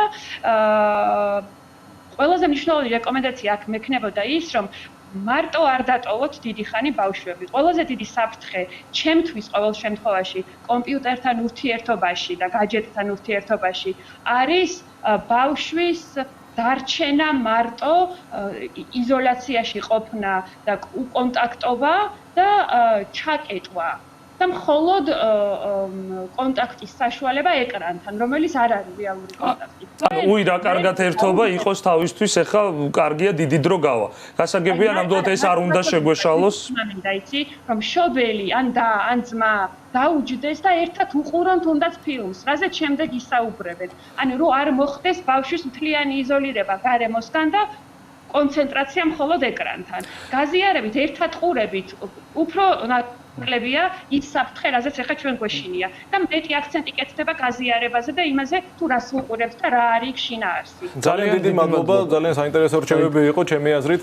აქვე ჩემგან როგორც მშობლისგან დავამატებ, რომ კიდევ ერთი რამ რაც შეგვიძლია ერთად გავაკეთოთ ჩვენ შვილებთან ერთად არის გაკვეთილების მომზადებაში მათთან ერთად მონაწილეობის მიღება. დამერწმუნეთ, რომ ძალიან ბევრ საინტერესო რაღაცას გაიგებთ. მე პირადად ძალიან ბევრი რამე არ მახსოვდა და ძალიან საინტერესო რაღაცებს წავაწყდი. დიდი მადლობა, რომ დაგვითმეთ დრო. თქვენც მადლობა. ჩვენ კი გავაგრძელოთ მეორე ვიდეო შეკითხვა გვაქვს ლევან. გამარჯობათ ექიმებო, მოგმართავთ კითხვით. როგორც ვიცით, კორონავირუსი ბავშვებს ნაკლებად ემართება, თუმცა დღის მდგომარეობით ფაქტები სხვა რამეზე მეტყველებენ. ჩემს შვილს კონკრეტულად ჰქონდა კარდიოლოგიური პრობლემები, წინაგულთა შუაწიდის დეფექტი, არის ნაოპერაციები. ყოველ წელს გავდივართ რუტინულად კვლევებს. მაინტერესებს ასეთი ბავშვებისთვის რამდენად საფრთხე-შემცველია კორონავირუსი. ზოგადად ბავშვებს და კორონავირუსს რაც შეეხება, სამწუხაროდ არასწორი ინფორმაცია გავრცელდა არაერთხელ, რომ ბავშვებს კორონავირუსი არ ემართება და ისინი რისკის ჯგუფში არ არიან. ეს ასე ნამდვილად არ არის. საქართველოს სტატისტიკაც ადასტურებს ამას, რომ ბავშვებს ემართებათ კორონავირუსი.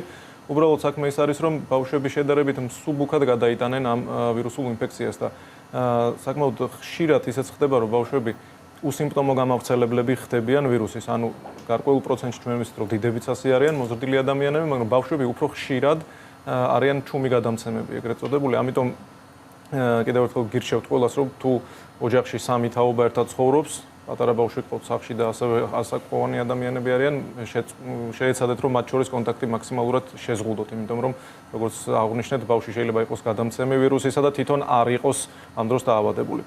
დიდი მადლობა, მე ვფიქრობ, საინტერესო შეკითხვა იყო. ეხლა ჩვენ საშუალება გვაქვს ჩართოთ ჩვენი კოლეგა შვეიცარიიდან, ჟენევის საუნივერსიტეტო ჰოსპიტალის ბავშვთა კარდიოქირურგიული მიმართულების ხელმძღვანელი ბატონი თორნიკე სოლოღაშვილი.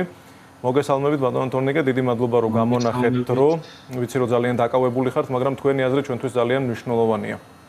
ორი სიტყვით როგორ შეაფასებთ ამ ეტაპზე პირველ რიგში შვეიცარიაში არსებულ სიტუაციას და მერე გავაგრძელოთ კიდევ სხვა შეკითხვებით. მოგესალმებით კოლეგებო, მივესალმებით თქვენს მაყურებელს, მადლობა მოწვევისთვის. შვეიცარიაში ამ ეტაპზე სიტუაცია შედარებით დასტაბილურდა, თუმცა რჩება საკმაოდ კრიტიკული. ჩვენი ჰოსპიტალის სტატისტიკას მოგახსენებთ მოკლედ, დაახლოებით 350 ჰოსპიტალიზირებული პაციენტი ყავს ამ ეტაპზე. აქედან და 60 პაციენტი არის რეანიმაციაში. და დანარჩენი იმყოფება პალატებში, რასაკვირველია პროგრესირება ხდება ყოველდღიურად, ემატებიან ახალი პაციენტები, თუმცა არა იმ ინტენსივობით, თქვათ, რაც იყო 10 დღის წინ და 2 კვირის წინ. ანუ ის შედეგები ამ რეკომენდაციების გათვალისწინების გამოჩნდა უკვე და სახეზეა და ვირუსმა დაიწყო კლება, რაც ძალიან კარგია და ეს ერთადერთი გზაა რეალურად ამ დაავადების და ამ ვირუსის შეფერხების და შეჩერების. კონკრეტულად შვეიცარიაში რა გაკეთდა? შვეიცარიაში მოხდა ძალიან სწრაფად, მას შემდეგ რაც გაანალიზდა ამ ინფექციის ასე ვთქვათ სირთულე, ძალიან სწრაფად მოხდა რესურსების გაოთხმაგება, გახუთმაგება ფაქტიურად. რეანიმაციაში გაიზარდა საწოლების რაოდენობა, რესპირატორების რაოდენობა, მოხდა სრული მობილიზება სამედიცინო და მედპერსონალის. რასაც რასაკვირველია ჭირდება ძალიან დიდი ტექნიკური, მატერიალური და ფინანსური ბაზა. როგორც მოიხსენებათ. გეთანხმებით ბატონ თორნიკე და ამის ფუფუნება შვეიცარიას აქვს ის ერთ-ერთი ყველაზე მდიდარი ქვეყანა სამწუხაროდ საქართველოში ამის რესურსები არ არის ალბათ და ამიტომ კიდევ უფრო ფრთხილად უნდა ვიყოთ. სანამ გეთანხმებით აი ეს პატარა ქვეყანა როგორც იცით მოსახლეობით შვეიცარია 9 მილიონამდე მოსახლეა ტერიტორიაც პატარა შესაბამისად ქვეყნის საუნივერსიტეტო ჰოსპიტალები საკმაოდ ბევრია თითქმის ყველა დიდ ქალაქში არის საუნივერსიტეტო კლინიკა და ამ ქვეყნის ეკონომიკური რესურსი არის ძალიან დიდი სწორედ რამაც მისცა საშუალება ასე მოკლე დროში გაეკონტროლებინა თორე გარკვეულწილად აქაც დაგვიანდა ზომების მიღება და სანამ უკვე იტალიაში რო დაიწყო ის სრული კატასტროფა რაც მოხდა მხოლოდ მერე გააცნობიერა შვეიცარიის მთავრობამ ეს რეალური საფრთხე და ძალიან მოკლე დროში მოხდა ამ ყველაფრის მობილიზება რაც რასაკვირველია საქართველოში შეუძლებელი იქნება რასაკვირველია აბსოლუტურად ვიზიარებ იმ მოსაზრებას რომ ყველა უნდა დარჩეს სახლში დღეს ღამე იმიტომ რომ ეს არის კრიტიკული მომენტი რადგანაც კი ვამბობთ მაგრამ არ ვიცი ჩვენს მოქალაქეებს ესმით თუ არა რეალურად საფრთხე სად არის ანუ საფრთხე იმაშია რომ თუ ერთიანად საქართველოში დღეში წარმოიდგინეთ რომ თქვა შევიდეს 200 ძიმე დაინფიცირებული პაციენტი ეს გამოიწვევს სრულ დესტაბილიზაციას ქართული მედიცინის უნდა გვახსოვდეს რომ ექიმები ერთია მაგრამ ამ პაციენტებს სულიან ექთნები ხო კვალიფიციური ექთნები რომლებსაც აქვთ რეანიმაციაში გამოცდილების მუშაობა არის ძალიან ცოტა საქართველოში ძალიან ცოტა გეთანხმებით დეფიციტია ექთნების ზოგადად. გარდა ამისა, კვალიფიციური ექიმები და ექთნები სამწუხაროდ მუშაობენ რამოდენიმე ადგილზე საქართველოში. იმისთვის რომ თვის ბოლოს მიიღო ნორმალური ხელფასი, თითოეულ ადამიანს უწევს 2-3 კლინიკაში მუშაობა, რასაც ვეღარ შეძლებენ, ხო? აი და ეს ყველაფერი წარმოგიდგენიათ, ხო? ის რაც ხდებოდა, ეხლა აქ ლაპარაკია დღეში 1000-ობით ინფიცირებულ ადამიანზე ევროპაში, იტალიაში, ესპანეთში, რაც ხდებოდა. გასაგები აქ ახლა რომ უფრო დიდი ქვეყანა პოპულაცია დიდია, მაგრამ საქართველოსთვის ასეული ადამიანიც კი ერთ დღეში ჰოსპიტალიზირებული ასეული ადამიანი, განსაკუთრებით რეანიმაციულ განყოფილებებში, გამოიწვევს სისტემის სრულ კოლაფსს. თუნდაც რომ მქონდეს რესპირატორები, თუნდაც რომ მქონდეს საწოლები, არ იქნება მეტპერსონალი იმდენი, ვინც ამ ხალხს მოუვლის. ანუ საფრთხე არის ძალიან რეალური და ერთადერთი გამოსავალი სამწუხარო და მკურნალობა, როგორც ვიცით, არა აქვს ამას გარდა სიმპტომური მკურნალობისა, არის ის, რომ დავიცვათ ერთმანეთი და რაღაცა ეს ფანატიზმისთვის ნამდვილად არ არის ახლა შესაძლებელისი მომენტი. ისეთ რაღაცას შეეხეთ ახლა ისეთ თემას, რომ ძალიან მინდა რომ გკითხოთ და თქვენი აზრით ძალიან მკვეთრად დააფიქსიროთ. მე ვიცი ჩვენ პირად საუბარიც გქონდა და ვიცი თქვენი მოსაზრება და სხვანაირი როგორ შეიძლება რომ გქონდეს ექიმს ამაში ორი აზრი არ არსებობს ალბათ, მაგრამ რატომღაც როდესაც ჩვენ მოუწოდებთ ხოლმე განსაკუთრებით როდესაც აი ეკლესიაზე მრევლზე არის საუბარი, რატომღაც ამას აღიქვამენ ხოლმე ზოგიერთები რომ ჩვენ რაღაცა რელიგიის ან ეკლესიის რაღაცა საწინააღმდეგო გვაქვს და რაღაცა ვერჩით ამ ჯგუფს. ეს რა თქმა უნდა ასე არ არის, ხო? და ჩემი აზრით ძალიან მნიშვნელოვანია რომ დარგის სპეციალისტებმა და თქვენ თამამად შეიძლება ითქვას რომ სოფლიოში ერთ-ერთი საუკეთესო ხართ თქვენ დარგში, ხო?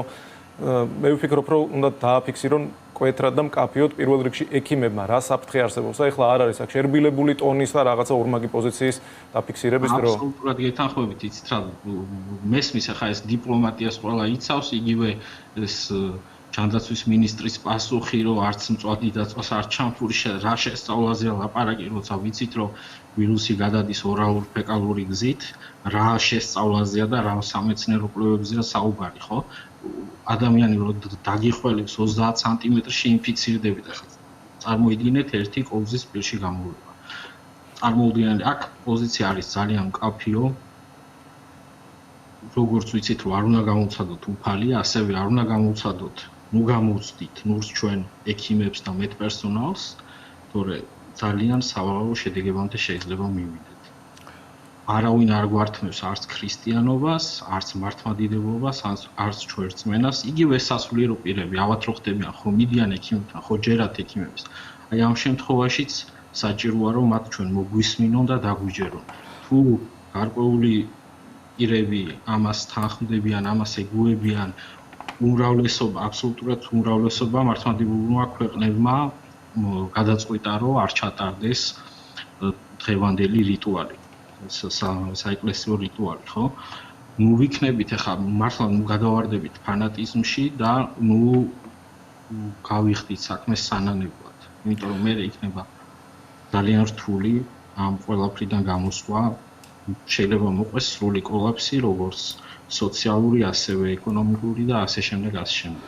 საკითხის შემდეგნაირად დაყენება შეიძლება თორნიკე, რა თქმა უნდა, გეთანხმები ყველა რეკომენდაციაში და დიდი მადლობა, რომ ჩვენს მოწოდებას შემოვერდი, რომ ყველა მღიად დავაფიქსიროთ ამ საკითხზე ჩვენი აზრი, რომ უბრალოდ არ შეიძლება მასობრივი შეკრება. მორჩა და დამთავრდა. ეს იქნება ეკლესია თუ ბირჟა, არ აქვს მნიშვნელობა. არ შეიძლება და მორჩა. იგივე მაღაზია, იგივე სუპერმარკეტი. აი აქ მაგალითად სუპერმარკეტში, როცა გვინდა რომ რაღაცა სასიცოცხლო პროდუქტი შევიძინოთ, გას დაცვა, ერთი შედის, ერთი გამოდის, ერთი შედის, ერთი გამოდის. კადრები ვნახე ხა კარფურიდან, იქაც მასობრივად ხალხი დადის, ერთმანეთის გვერდში დგანან და კი ჩდება კითხვა, თუ შეიძლება იყოს ეს ხალხი კარფურში, რატო არ შეიძლება იყოს ეკლესიაში.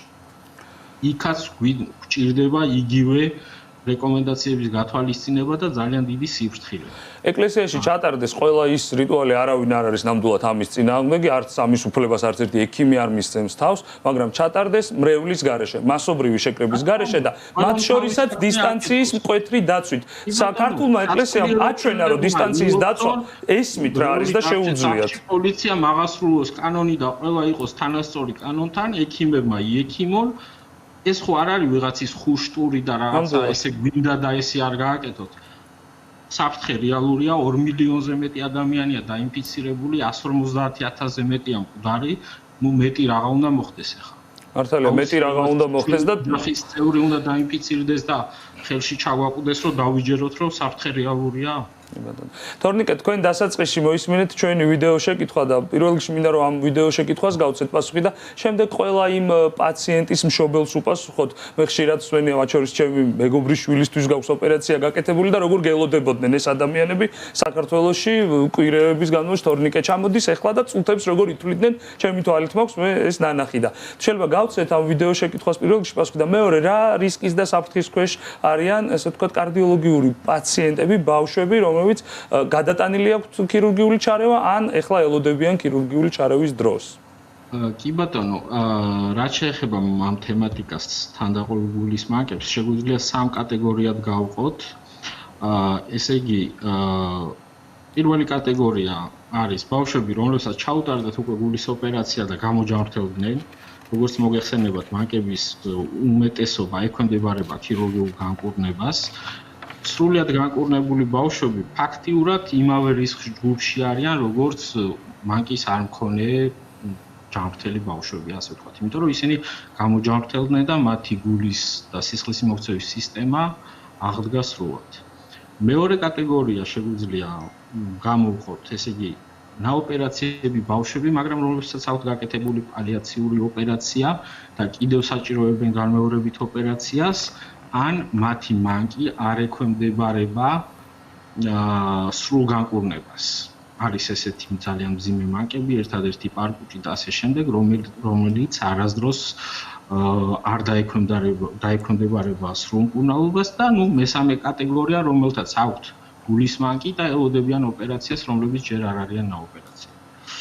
ესე იგი, პირველი კატეგორია, როგორც აღვნიშნე, ნაოპერაციები, გამოჯანმრთელებული ბავშვები, მათთან სხვა ბავშვებთან შედარებით რაიმე განსაკუთრებულ რისკ ჯგუფს არ წარმოადგენენ, ხოლო მეორე და მესამე ჯგუფი რასაკვირველია შედარებით მაღალ რისკ ჯგუფს წარმოადგენს. ესენი არიან დაუცველი, რასაც vulnerable, რასაც ვეძახით, ხო, რომ ეს ვირუსი განსაკუთრებით მავნია.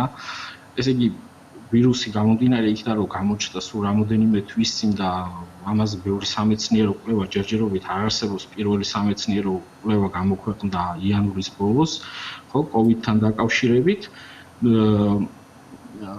და ინფორმაცია ჯერ დიდი არ გვაქვს, მაგრამ რაზეც დაყრდნობით შეგვიძლია დაახლოებით პარალელები გავაუბროთ, ეს არის გრიპის ვირუსი, ინფლუენსა, ხო? ვიცით, რომ ძალიან საშიშია გულის მაკის მქონე ბავშვებისთვის. და ამიტომაც ყოველთვის მკაცრ რეკომენდაციებს ვაძლევთ, რომ აუცილებლად აიცრან გრიპის წინააღმდეგ, ესე იგი, როდესაც შემოდგომა მოდის და ამ შემდეგ ეს გრიპის სეზონი დგება. იმიტომ რომ ეს ვირუსი შეიძლება იყოს ძალიან მავნებელი, დამაზიანებელი და სიცოცხლისთვის საშიში გულის მანკიანი ბავშვებისთვის. აქედან გამომდინარე ხედავთ რა რომ ეს კოვიდი ცოტა უფრო აგრესიულადაც კი მიმდინარეობს ზოგ შემთხვევაში ვიდრე ინფლუენსა. უნდა ვივარაუდოთ, რომ ამ ბავშვებისთვისაც იქნება ძალიან მავნებელი და ძალიან მაღალი საფრთხის შემცველი. და განსაკუთრებით უნდა გაუფრთხილდეთ ამ ბავშვებს ჩვენს მოხუცებთან ერთად. აბსოლუტურად მათ სიახლოვე, ანუ აი ეს რაც თქვათ რისკ ჯგუფები, მაღალი რისკ ჯგუფის საზოგადოება რაც არის ასაკიანი ქრონიკული დაავადებების მქონე, აი იმ კატეგორიაში უნდა გავიყვანოთ სწორედ ეს ბავშვები, იმიტომ როგორც მოგვეხსენება, კოვიდის მთავარი პრობლემა რა არის? გვაქვს ძალიან ძლიერი ანთებითი რეაქცია, რაც იწვევს მიკროთრომბოზებს პატარ-პატარა სისხლძარღვებში, იგივე ფილტვებში, თირკმელებში. ეხლა წამოვიდნენ უკვე ბავშვები, ჩვენ ყავს რამოდენიმე კლინიკაში, ჯანმრთელი ბავშვები, რომლებიც კოვიდით დაინფიცირდნენ და სადაც ხედავთ, რომ აქვთ ანემია, აქვთ თრომბოპენია და ჩნდება ესეთი აზრი, რომ მიკროკაპილარებში არის თრომბოზები. ყველა ორგანოსი. იმიტომ თუნდაც გამოჯანმრთელებულ პაციენტებში აღინიშნება საკმაოდ გარკვეულ პროცენტში იგივე დიდებში აღინიშნება ნევროლოგიური პრობლემები. ეს მიკროცირკულაციის მოშლაზე მიუთითებს ალბათ ირიბად. ხო, არის მიმდინარეობს ინსულტი, ვითარდება თირკმლის უხმარისობა, ასე შემდეგ. ხო? ამიტომ და ვარაუდობთ, რომ შეიძლება წამოვიდეს ბავშვების ტალღა, მიუხედავად იმისა, რომ ვფიქრობდით, რომ ბავშვები ამას კარგად იტანენ და ასე შემდეგ და ბავშვებში პრობლემებს არ იწვევს, ვარაუდობთ, რომ შეიძლება წამოვიდეს ბავშვების ტალღა, საკმაოდ სერიოზული სირთულეებით. ამიტომ, რა თქმა უნდა, ვისაც სახლში ყავს ბავშვი გულის მანკით, ან ნებისმიერი გულსისხლძარღვთა სისტემის დაავადებებით, ახლა საქართველოში მოგვეხსენებათ სოციალური კონტაქტები იმდენად მჭიდროა და ახლოა, რომ ყოველთვის ხდება რაღაც ხალხი ერთმანეთთან მიდის, ხო? მაშინ ერთადერთი გამოსავალი ეს არის, რომ თუ მაინც ხალხი წავა ამაღამ ეკლესიაში, მაშინ პირდაპირ წავიდნენ და გააკეთონ თვითიზოლაცია შემდეგი 2 კვირის განმავლობაში, რომ სხვას მაინც აღარ შეუქმნან რისკი. ბატონო თორნიკე, ძალიან დიდი მადლობა ჩართვისთვის. ჩვენ მე და დათო კიდევ დიდხანს გავაგზავნებდით სიამოვნებით თქვენთან საუბარს. მართლა ძალიან საინტერესო რესპონდენტი ბრძანდებით და კიდევ ერთხელ ძალიან დიდი მადლობა მინდა გითხრათ იმისთვის, რომ ძალიან მკაფიოდ დააფიქსირეთ თქვენი პროფესიული აზრი და ვფიქრობ, რომ შეკითხვის ავტორმაც ძალიან ამომწურავი პასუხი მიიღო მსოფლიოს ერთ-ერთი საუკეთესო კარდიოქირურგისგან. ძალიან დიდი მადლობა კიდევ ერთხელ. ძალიან დიდი მადლობა თორნიკე, ჯანმრთელობას გისურვებთ და მადლობა, რომ იყავით ჩვენი სტუმარი. ლევან, ჯანმრთელობის დაცვის მსოფლიო ორგანიზაცია კორონავირუსის პრევენციისთვის გასცემს რეკომენდაციას, რომ დავრჩეთ სახლში, დავიცვათ სოციალური დისტანცია, ხშირად დავიბანოთ ხელები და ეს იქნება პრევენციის ერთადერთი გზა და საშუალება. სახლში დარჩენას კი თავის გარკვეული პრობლემები რომ მოყვება, ეს ჩვენ ვიცით და ფაქტია. საბედნიეროდ სახლში დარჩენით გამოწვეული პრობლემების შველის შესახებ შეგვიძლია გირჩიოთ, რეკომენდაციები მოგცეთ, წამლები დაგინიშნოთ, მაგრამ კორონავირუსის შესახებ ჩვენ ეს ამ ეტაპზე არ შეგვიძლია.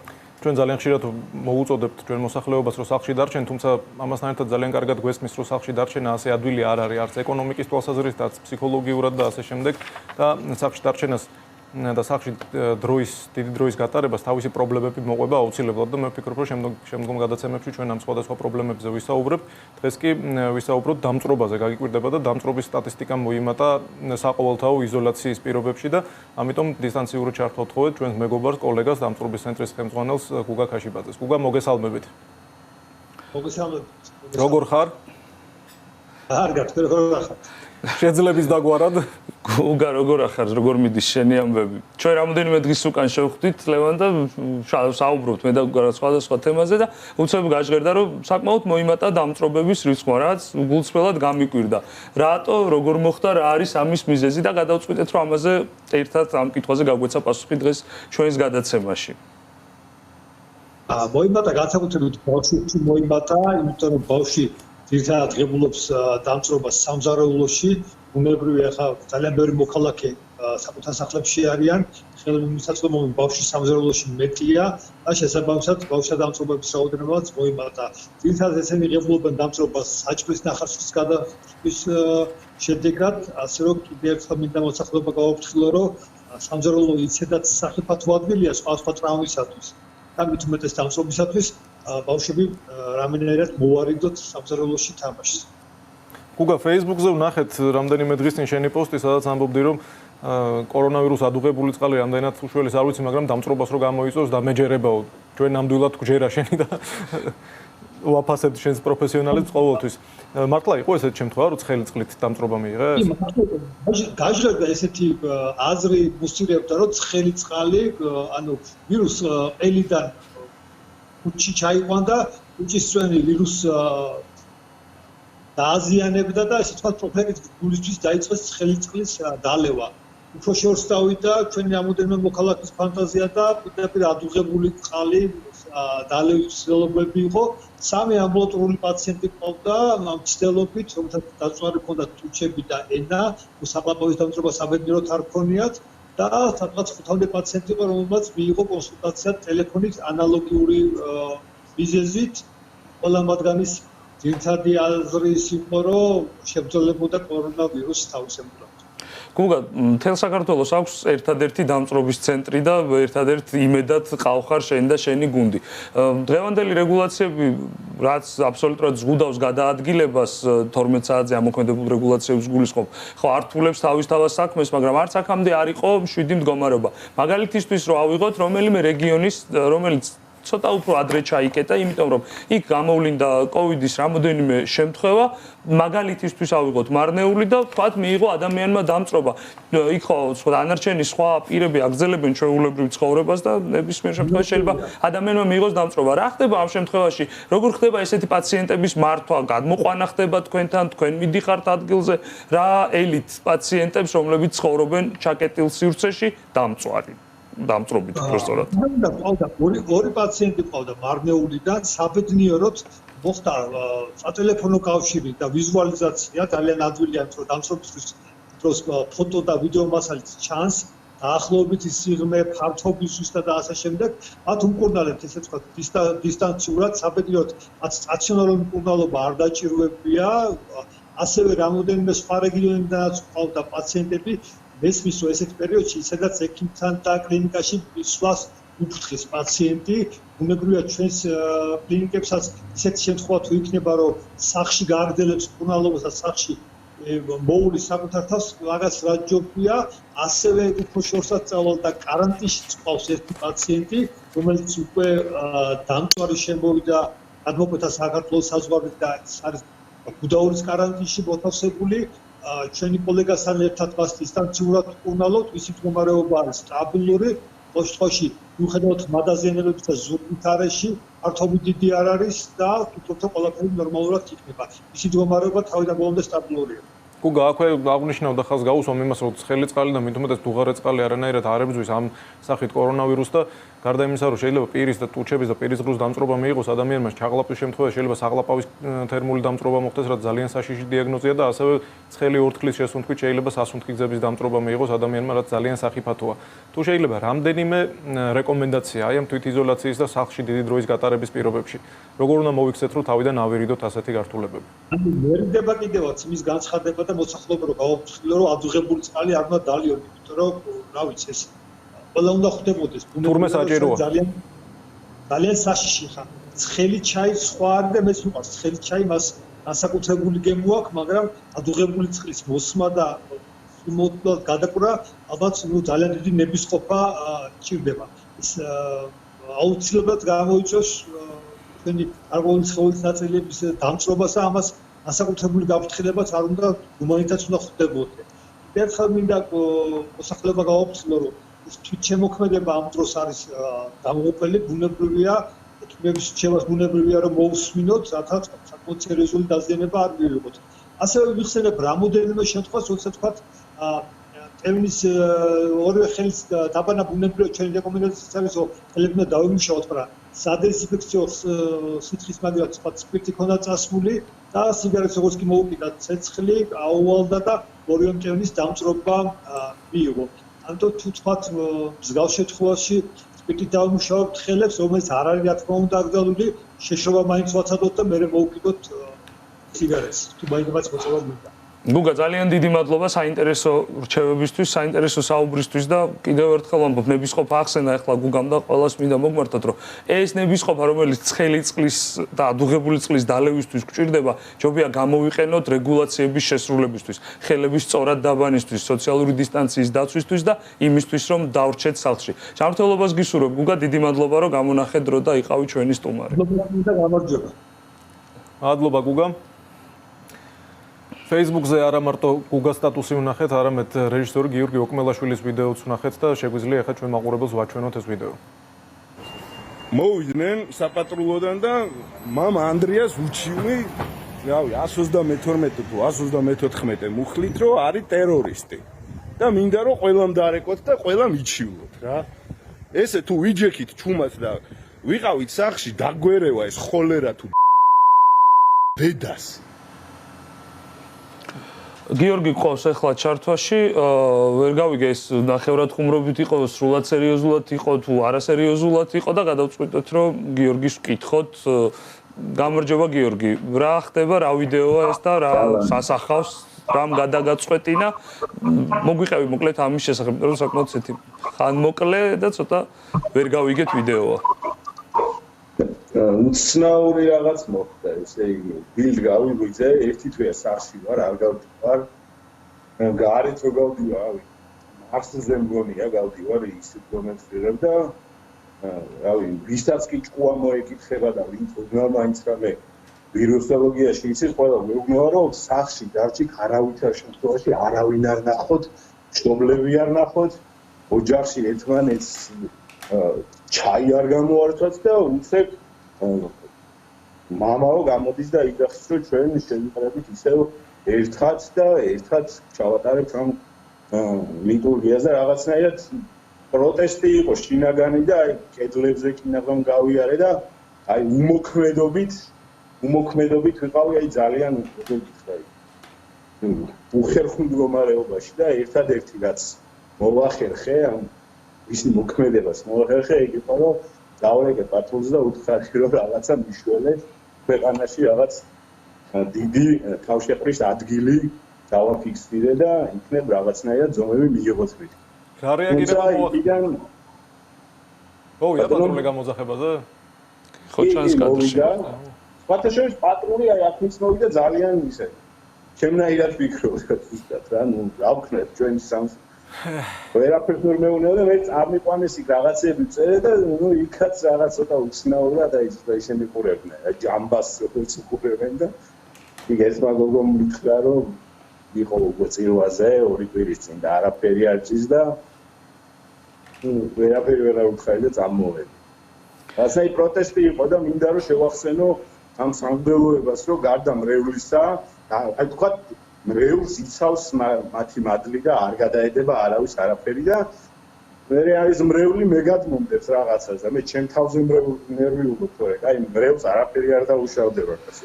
გასაგებია გიორგი, ეს იყო შენგან ერთგვარი პროტესტის ფორმა, როგორც ჩვენთვის ცნობილია, ამ ასე ვთქვათ, საჩივარზე შემოერთებას აპირებდნენ კიდევ გარკვეული ადამიანები, თუ იყო გამოხმაურება და თუ შემოგიერთდა ვინმე, როგორც თანამომჩივანი. მეგობრები, ფათაშორის თითქმის ყველა მეგობარმა დამირეკა და თითქმის ყველა მეგობარმა მხარდაჭერა გამომცხა და ვიღაცებმა მითხრეს, რომ დავრეკავთ და რავი თუ არ დარეკავენ ძალიან ცუდია. თუ დავრეკავთ ყველა ერთად მიხვდებიან რომ მრევლის გარდა საქართველოში არამრეული ხალხი ცხოვრობს და მრევლის გაფრთხილების გარდა ჩვენც უნდა გავფრთხილებინ არა მრევლის.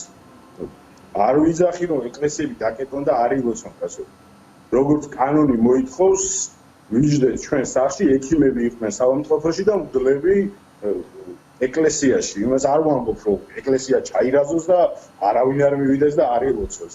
მრევლი სახში, მგდელი ეკლესიაში, ექიმი საავადმყოფოში და პოლიციელი სადაც საჭიროა. ამას ვამბობ. გიორგი, შენი პოზიცია გასაგებია ჩვენთვის და პრინციპში ხა გამოხატვის ფორმა სხვადასხვაა და ვიღაცას მოსწონს, ვიღაცას არ მოსწონს, მაგრამ ძირითადი არსი რაც არის ჩვენს გიერთდებით ამაში აბსოლუტურად რომ ყველანი უნდა დავრჩეთ სახლში, იმიტომ რომ ამას შეიძლება მოყვეს ძალიან სავალალო შედეგები. ადამიანები უბრალოდ შეიძლება დაიღუპონ იმის გამო, რომ ჩვენ სახლში არ დავრჩებით. ნუ ვაიძულებთ ერთმანეთს, რომ მსგავსი პროტესტის ფორმებამდე მივიყვანოთ კანონმორჩილი ადამიანები, რომლებიც ირჩევენ რეკომენდაციის შესრულების გზას, რჩებიან სახლში. გიორგი, ძალიან დიდი მადლობა, ჯანმრთელობას გისურვებთ. ნახვამდის. რა მოგაქვენ. ავის დათო მე მგონი ისღა დაგვრჩენია რომ კიდევ ერთხელ მოუწოდოთ ყველა ადამიანს რომ დარჩენ სახლში და ხვის და საკუთარ ჯანმრთელობას საფრთხის ქვეშ ნუ დააყენებენ. ჩვენ რამდენიმე დღის წინ გუშინ იყო თუ გუშინ წინ აღარ მახსოვს ბატონი პაატა იმნაზე ძალიან ემოციური განცხადება ვნახეთ როგორ ეხვეწება ადამიანებს რომ უბრალოდ ერთმანეთი დავინდოთ და სამწუხაროდ ისიც გავიგეთ ბატონი პაატასგან რომ ჩვენი კოლეგა ლუგარის ლაბორატორიის ერთ-ერთი თანამშრომელი გულის შეტევით გარდაიცვალა. აქვე გამოვხატავთ წუხარებას რა თქმა უნდა ამ ფაქტთან დაკავშირებით და კიდევ ერთხელ მინდა ხაზი გაუსვა რომ ჩვენ ექიმებს ძალიან უნდა მოუფრთხილდეთ, იმიტომ რომ ეს ადამიანები, ექიმები, რომლებიც იბრძვიან და ახლა ლუგარის ლაბორატორია რას აკეთებს საქართველოსთვის, მე მგონი ყველანი თანხმდებით და ყველანი ვხედავთ, ხო ეს ადამიანები არა მარტო ვირუსის საფრთხის ქვეშ არიან, არამედ გადატვირთული სამუშაოს გამო შეიძლება აი უბრალოდ ასეთი რამე მოხდეს, რომ ვეღარ გაუძლოს ადამიანმა, ამიტომ ექიმებსაც მოუფრთხილდეთ, ერთმანეთსაც მოუფრთხილდეთ და დავრჩეთ სახლში. ლევან, მინდა ბატონი პაატას საკმაოდ ემოციური გამოსვლის ტექსტი სიტყვასიტყვით წაუკითხო ჩვენს მაყურებელს. ასე ჩვენ სამ კვირაში საშინელებას დავატრიალებთ მთელს ქვეყანაში. ნუ წახვალთ ეკლესიაში, ნუ გახვალთ გარეთ, დარჩით სახლში. ჩვენი თანამშრომელი შეეწირა ამ ბრძოლას. მისი ხსოვნისთვის დარჩით სახლში. მეტი თქვენგან არაფერი გვინდა. ნუ გავაკეთებთ იმას, რომ წყალში ჩავყაროთ ყველაფერი. არ შეიძლება ასე. ეს არ ეხება მარტო ეკლესიას, ეს ოჯახებსაც ეხება. ვერ დავითვლით საქართველოში კუბოებს. ეს გინდათ? მართლაც და ეს გინდათ, მეგობრებო. გავითვალისწინოთ იმ ადამიანების რჩევა და რეკომენდაცია, რომელი რეკომენდაციებიც ემყარება მხოლოდ მეცნიერულ დადასტურებას, მეცნიერულ საფუძვლებს, სამედიცინო საფუძვლებს და არა მისტიურ წარმოსახვებს ჩვენს თავში და ჩვენს გულში. რა თქმა უნდა, უგვერდებით შენს სამძიმარს, ლევან, ძალიან სამწუხაროა, როდესაც ჩვენი კოლეგა ამ მძიმე მდგომარეობაში ესეთი პროფესიონალი გამოაკლდა ჩვენს მეომართა არმიას კორონავირუსის წინააღმდეგ. ნამდვილად სამწუხაროა, ჩვენ მაყურებელს უნდა დავემშვიდობოთ შემდეგ პარასკევამდე, როდესაც ალბათ უფრო სასიამოვნო ამბებით დაუბრუნდებით ეთერში, მანამდე კი შეგვიძლია ვნახოთ ვიდეო თუ რა რეკომენდაციები არსებობს ჯანმრთელობის მსოფლიო ორგანიზაციის მხრიდან. ყველას გილოცავთ წინასწარ აღდგომის დღესასწაულს და გისურვებთ ჯანმრთელობას.